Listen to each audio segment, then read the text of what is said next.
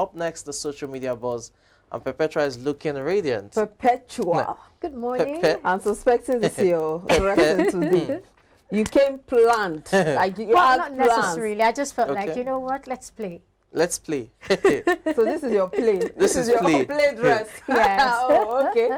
I like. I'm in the mood to play, so I like that spirit. So I hope that there's, you know, a particular place we're turning up afterwards. Well, You know. let's just... There's a celebration, you know, where we boogie down, we turn up. You never can tell. Let's just wait. In the next 5, 10, 15 minutes, we'll have an just answer to looking at that. both of you.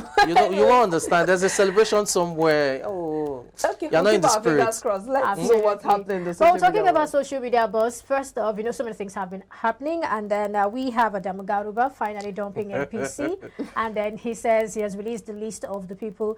There's actually a list. I saw that he released the list of the people who donated, so he's planning to The refund. 83 million naira. Exactly. And then 1.4 million out of that was online, so he's going to refund. And also, I saw a rhetorical question saying, "Shey Jonathan they play us ni?" You know, that's a rhetorical question left for Jonathan to answer, because I mean, it was just 2 days ago we're just saying that he denied the Yes. group, and now we're hearing he rejoined the party in Bayelsa. I mean, that's an important. I think that's just hearsay. There isn't any fact or any statement from the former There's no president statement yet, so we're himself. waiting for him to. Yes. As to much give us as that there is no statement, But then I it's asked already a question the other day, 2 days ago. I said, can a politician have a support group purchase nomination form for him when he's not a member of that party? You didn't respond. It's a rhetorical question, just like we have this one. Should Jonathan they play us? At least I want to believe that in few days there'll be clarity. Yep. We'll know what's happening. We'll know if he actually joined or not. I mean, we're waiting for him to. It's tell us actually a that. serious issue what you just raised. The fact that he's not a member of the APC, and then some Fulani groups come together and then they buy him the form, and he says he's not even aware. It's what it is. There are certain Let's get quarters to in the the other media that stories we reports that he have. has been a member of the party for months. Yes, there is also that a lot of things. That's what I said. Unanswered questions. We're waiting, exactly. These are questions, and I know that in coming days we'll have answers to Exactly. them. Well, this is Social Media Buzz, and going to our first major story for today. Nigerians have taken to social media to share their thoughts since President Muhammadu Buhari directed his cabinet members seeking elective positions to hand in their resignation on or by May 16. This is coming after repeated clamor from various quarters for the aspirants to step down. As expected, many commentators had a lot to say to the Minister of Justice and Attorney General of the Federation, Malami. And here are the tweets. Well, people had a lot to say to him. So we'll start from Kayode Ogundamisi. Kayode Ogundamisi says, "Call me, even if it is 3 a.m. in the middle of the night, as soon as Abubakar Malami, Senior Advocate of Nigeria, resigns." And we also have Indicator, that's Yakafanchan, saying, "Will Malami resign, or will Malami go to court to sue Buhari to remain in government? We continue to observe. Whoever got Buhari to sign on this, we thank you." And then we have First Leadership. The APC waited for Amechi, Ngege, Malami, Wajuba, Ugbonnaya, Onu, Akpabio, and other ministers to pay up before Buhari asked them to resign. Oshibajo is elected, he won't be resigning. To restore confidence and trust in the process, Emefiele and other political appointees must resign. And then finally, from Deborah Toluwase says, as Malami Amechi, but Deborah is just asking a question saying, when these people resign finally, I hope their salaries will be stopped. Well, I think the first two comments are the ones that really matter to a very large extent. Let's have your take. I think you know, it's shocking. The president's body language prior to you know, yesterday was that it was just going to leave it there for them to resign. I think he's a master and then game surprisingly, player. he just came out and said, okay, before Monday, before Monday resign. I've always felt Buhari is this person who tries to play the absent-minded card when it comes to certain issues in the party. But since, I mean, for a while now, this 2023 election has shown me that he knows what he's doing. He holds the power, he wields it. I mean, he wanted a consensus candidate for the chairmanship position, and he got it. He's the national leader. He holds the power. He wields it. I mean, why has he been pretending before now? Actually, because a lot of people, he gave that notion or that outlook of that someone wasn't who doesn't in really charge. care, who you isn't know? interested, who doesn't play any role, who is what's kind that? of neutral. Hey, there's a particular word I'm looking for, but actually, let me. But he plays that role of someone who doesn't say much. But in the end, you now see that there's always that role he plays in deciding what happens in the party. And now a lot of people have been saying that let them do all their politicking, let them dance around, buy the 100 million naira forms. In the end, Buhari knows who is going to be the party's candidate. That's, I mean, it's playing out already. Again, see, the game is the game. When the president said, if he, discloses who his preferred candidate is, the person will be killed or murdered. That was a statement that was pregnant with meaning. It wasn't just there in isolation. That the commander-in-chief of the nation would state categorically, not quoted, state categorically on an interview live that if he decides to disclose his preferred candidate or successor, the person will be killed. It speaks volumes. But it is what it is again. The game is the game. Is it looking like at the end of the day, APC is going to end up with a consensus candidate? Or it's going to be, they'll play around it, but at the end of the day, it's actually going to be a consensus candidate. There's a withdrawal form. There's a withdrawal form. The nomination form. So and that was what you already signed you just like as you gain employment at the workplace, you have your resignation letter attached that, okay, if the party decides that you are leaving on this particular note, you have nothing to say. You can't take it to court. Now, those are the guidelines. Beyond the issue of withdrawal letter, there's the issue of not taking to court and what have you. Again, it is what it is. There's a way. There's a way. Not until you have explored all the options. Now, the question is this: all the court. Questions won't be in court. It will be within the party. All other, aspects of redress. Who establishes it? Let's move on to the next story. Okay. Please.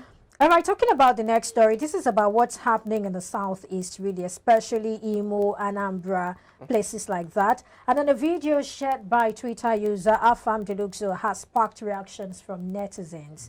The video captioned, "Burial ceremony in Alaigbo." Alaigbo, by the way, means Igbo land. This is our reality right now. You can be saying hello to someone and running for your dear life the next minute. Well, this particular video captures an event attendees running after what seemed like gunshot rent the air. Let's watch the video.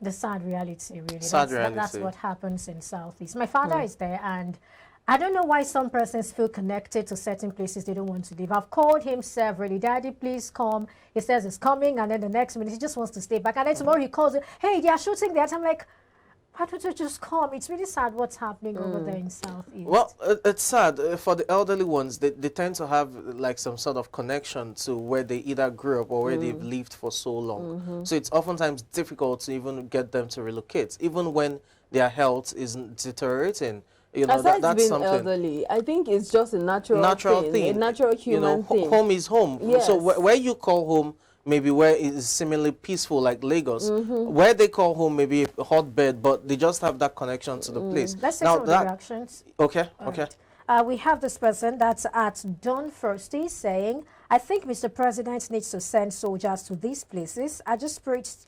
It doesn't seem from the partisan." I think this was just saying he prays people do not see it as partisan or, view it from other coloration and all that. And then there's a response that says, "So you can call him a tyrant and accuse him of genocide." And then we have another person at JP_Reddington saying, "The way I take run for Okija during my Easter travel, come be say na security men." There's someone who ran only for them to discover that it was security men and not the unknown gunmen. And finally, Auntie_Oma says, "I went to my friend's traditional wedding. Everything was on point, but no music. You have to be on guard. That's what they told me."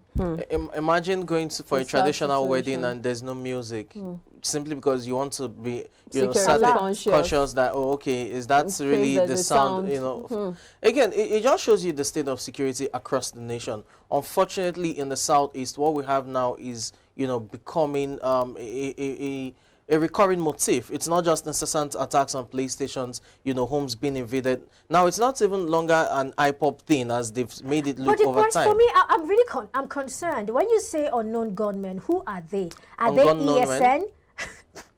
Oh, please. No, seriously, that's the question. Well, who are they? Why are they still labeled unknown gunmen? Are we trying to say that we do not know who they are? I don't think the federal government has given us a direct answer to that in terms of identifying these people.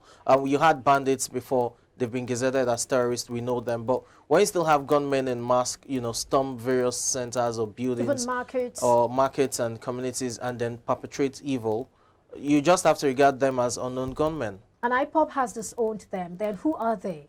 Exactly. Now that's my concern, that the eastern region is not even safe. Before, some of these atrocities were, regarded as an IPOB act. But now it's not IPOB. IPOB have distanced themselves. It means there's another group somewhere. Should we take them by their word when they say when they distance themselves from? You would expect that, the eastern region is overwhelmed by this. So you would expect that the armed forces should sweep in to restore peace and order within the region.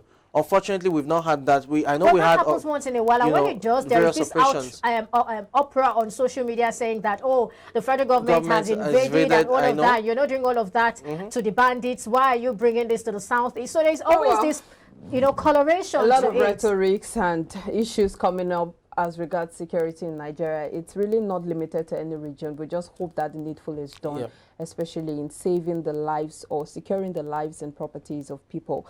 Let's wrap it up with a quote of the day. The distance between insanity and genius is measured only by success. And that's according to Bruce Feston. It says the distance between insanity and genius is measured by success. You have to be successful.